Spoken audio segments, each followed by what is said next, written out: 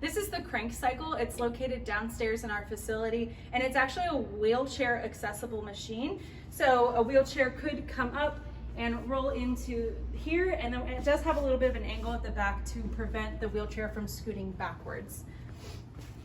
It is also available for anybody else, even if you are not wheelchair bound, and it's really to work the upper body, get you a little bit of cardio. You can either push or pull, so get some chest or back. It's also great for warming up those muscles before you do a strength workout to those muscle groups.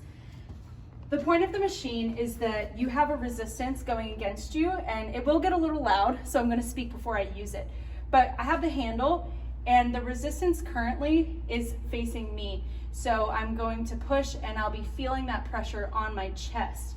You do have the option to use this adjustable orange handle, and it's going to change the angle. So if I wanted to come down into a lunge using that back to really hold my leg in place, I could put my whole body into this upper body movement by getting in that lunge position, or I can stand upright and change the angle however I might need based on my height.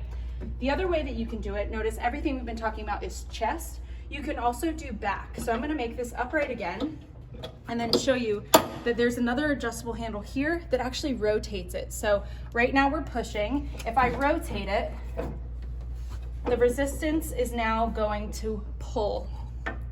So now if I go forward, this is extremely easy. It makes no noise. It's really not working because I rotated it. Now if I pull backwards, that's my back muscle, and it's really going to get that going. The other adjustment I do want to show you before I show you the actual movement is this is how you add resistance.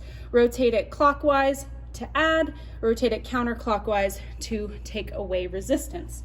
So here's my angle. My resistance is facing me, so I'm going to be working my back. You can do both arms, single arm, or rotate them like you're on a bike. I do need to add resistance. It's a little easy. But that's the KrankCycle.